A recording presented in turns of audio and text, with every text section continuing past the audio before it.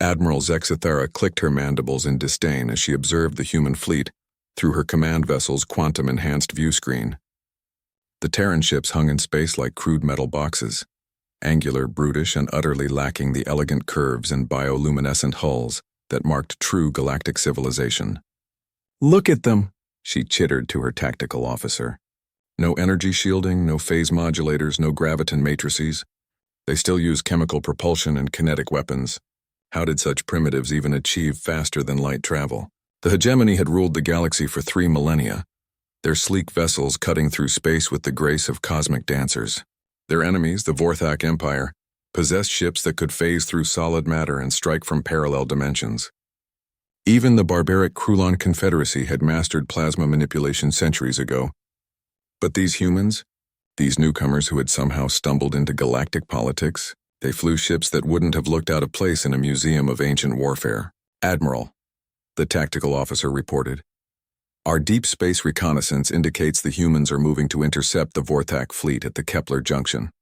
They're actually trying to protect the trade routes." Zexithera's laugh was a sound like breaking glass. 12 human vessels against 100 Vorthak dreadnoughts. "This will be over in minutes. Perhaps we'll learn something about primitive funeral rites." Across the galaxy, similar conversations echoed in a dozen command centers. The Vorthak themselves were equally amused. Fleet Commander Drakmor had initially been insulted when High Command assigned him to deal with the human threat, but he'd grown to appreciate the comedy of it all. "Sir," his weapons coordinator spoke through the ship's neural link, "the humans are broadcasting on all frequencies. They're demanding our surrender."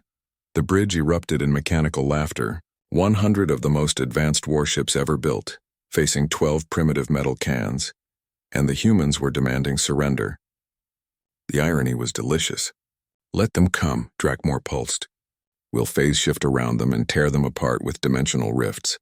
At least it will be entertaining." The human fleet approached in a formation that made seasoned tacticians wince. No elegance, no finesse, just a blunt wedge formation that spoke of desperate inexperience. Their ships were massive and ungainly, covered in strange protrusions and marked with garish paint schemes that violated every aesthetic principle known to civilized spacefaring species. But Captain Sarah Chen, commanding the UES Yamamoto, wasn't thinking about aesthetics. She was thinking about the 300,000 civilians on the trade stations behind them, and the fact that her primitive ships had one advantage the galaxy had never bothered to understand.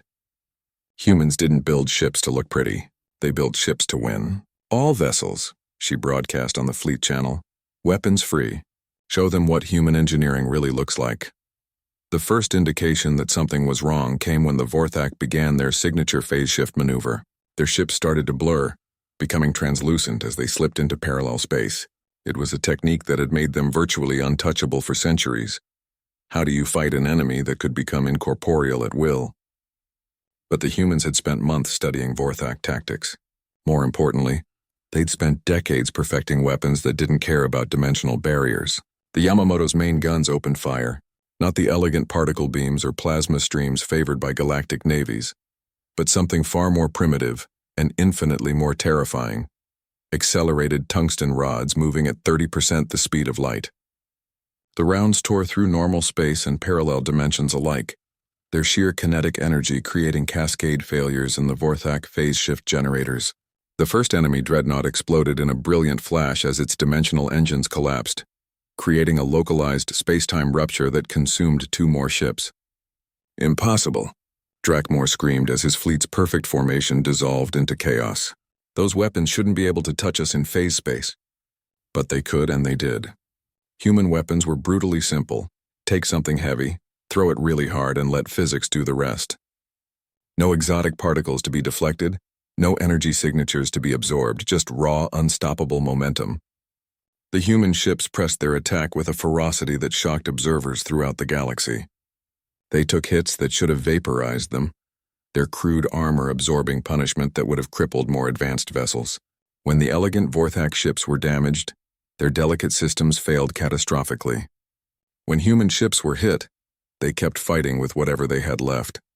The UES Mumbai lost her forward section but kept firing with her aft guns. The UES Berlin had her main engines destroyed but used maneuvering thrusters to ram a Vorthak cruiser. detonating her reactor in a controlled explosion that took out 3 more enemy ships. Admiral Zexathara watched in growing horror as the primitive human fleet systematically dismantled the most feared naval force in the galaxy. The humans fought like demons, showing no regard for tactical doctrine or self-preservation, caring only about the mission and the lives they were protecting. "Get me a channel to the human fleet," she ordered, her voice barely a whisper. Captain Chen's scarred face appeared on the screen, her uniform torn and bloodied from where a console had exploded near her station. "Admiral Zexathara, come to gloat. I came to offer assistance," Chen smiled grimly.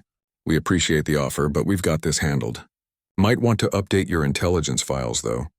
Turns out primitive and effective aren't mutually exclusive." When the battle ended, 12 battered human ships hung victorious over the wreckage of what had been the Vorthak's most powerful fleet. The galaxy's observers sat in stunned silence, processing what they'd witnessed. The humans hadn't won through superior technology or tactical brilliance. They'd won through something far more dangerous. The understanding that sometimes the best solution to a complex problem was to hit it with something heavy until it stopped moving. As news of the battle spread, the galaxy's perception of humanity shifted overnight. They might be primitive, but they were primitive in the way that a brick was primitive, simple, crude, and utterly devastating when applied with sufficient force. The Terran Republic had announced their presence to the galaxy, and the galaxy would never underestimate them again. Captain Chen limped her wounded fleet home, unaware that she'd just redefined what it meant to be human in the eyes of a watching universe.